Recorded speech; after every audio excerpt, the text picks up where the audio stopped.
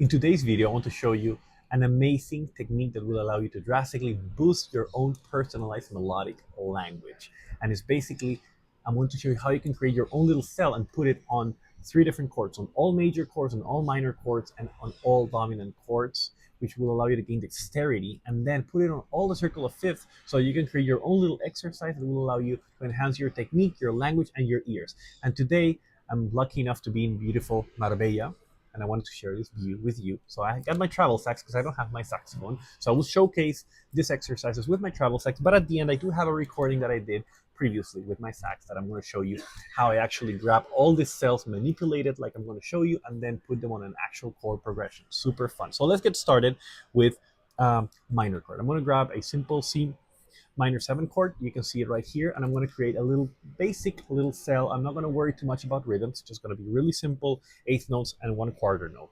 Okay, so like ba ba do bu da ba da. That's it. So what I'm going to do here is let's get started with my cell. It's going to be just the 9, the 3rd, the 5th, the 7th, and then back to the 9th on top, a little chromatic approach back to the root, sounding like this. Pretty simple, very nice. Now the idea is once you have your cell like this that you like, you simply transpose it to the circle of fifths and you basically create a circle of fifths exercise. So as you can see right here, I've put it already on the entire circle of fifths. And by the way, I'm talking about descending fifths. So from C minor, we're going to put it on F minor 7, B flat minor 7, etc., etc. And then you can practice this and get this cell in your fingers, right?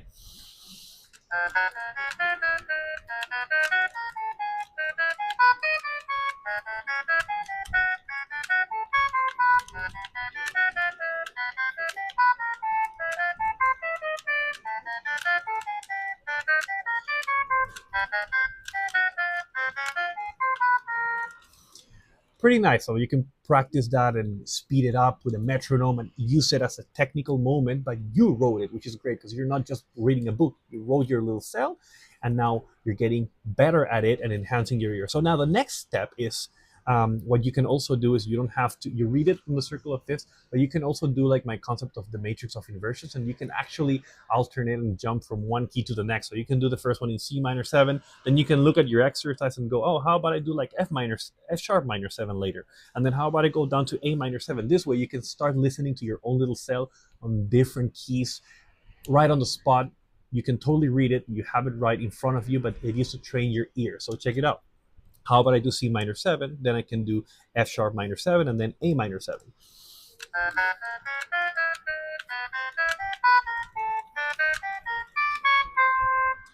So you can go ahead and do that and randomly go from one key to the next. So you can do first a circle of fifth, but then it's really nice, a little extra tip, just go randomly from one key to the next because it's going to train your ear to grab that cell and really accommodate it in all sorts of keys. The great part about the circle of fifths is you get all tonalities right there in front of you. So the next step is going to be, let's try to grab this cell and adjust it to a major chord. So my cell is really in minor. I'm using the minor 3rd. So how are we going to do this? This is a great way that's going to teach you how you can accommodate right now in a written way, but later on you'll be able to do this on the spot, which is really, really great. So the way you do it is, let's check it out. So in this case, as you can see right here, let's grab the C major 7.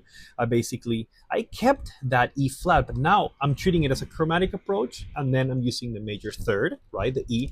Then I'm using the 5th, the 7th, major 7th, right, the 9th, and the same chromatic approach as before. So the only change is now I'm actually starting the cell with a little chromatic approach, then the 3rd, then it's just the chord tones of the major 7 chord, and then the same chromatic approach as I did before. So it sounds like this. So it's a very similar cell. It's almost the same sound, but translated to a major chord. And this is really cool because you can hear and totally hear that it's kind of the same thing, right? So now, again, here it is. You put it on the circle of fifth, that same cell, and now you have the version of this cell in all 12 major keys. This is how it sounds.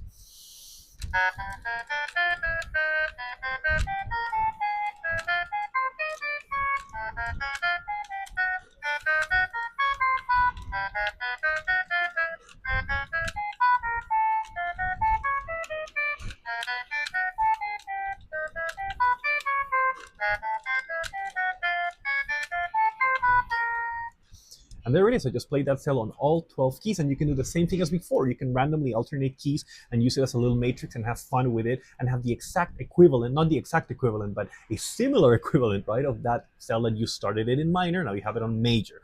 Now, the final one, let's check it out and do it in a dominant chord. So for the dominant, it's going to be very similar. I still have a major third. So I'm going to keep the initial, like the chromatic approach. I'm going to keep that little chromatic approach to the third. But then I want to approach that flat 7 so that it actually sounds melodically like a dominant chord. So I'm going to do chromatic approach, then the third, then the fifth, and then look at that. I'm going to do the sixth, go to the root 7th, and flat 7. So it's like a chromatic approach down to that flat 7, sounding like this.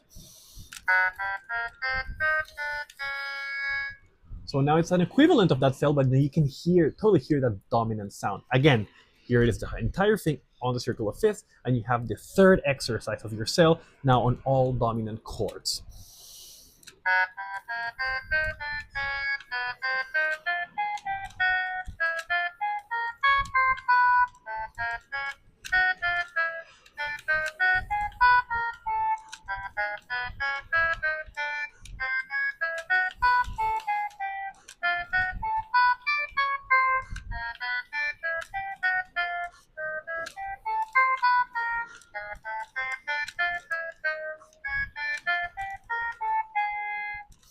Pretty nice sound, very characteristic of a dominant. Now you see that's the same cell basically adjusted so that it fits the three most important chords you need to know, right? Minor, major, and dominant. And now what I'm going to show you next to finish the video is this chord progression I just built on B flat major. So check it out.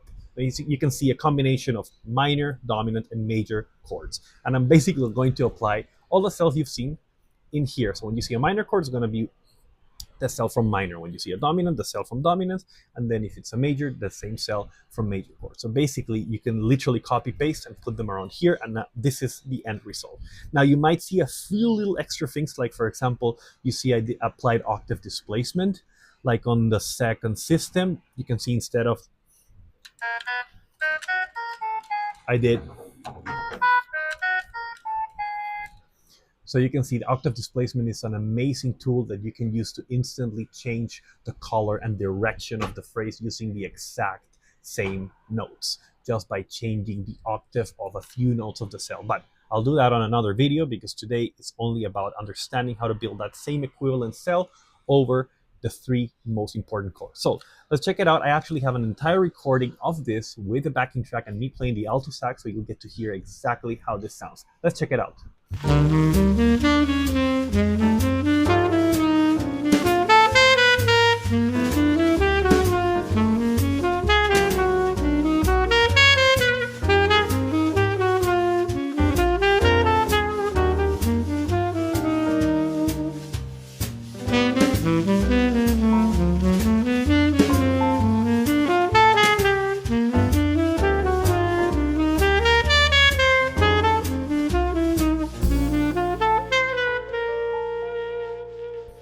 Awesome. Hope you enjoyed that. Now, I totally encourage you to do this. Just focus on one chord. Pick a major one or a minor one or a dominant one.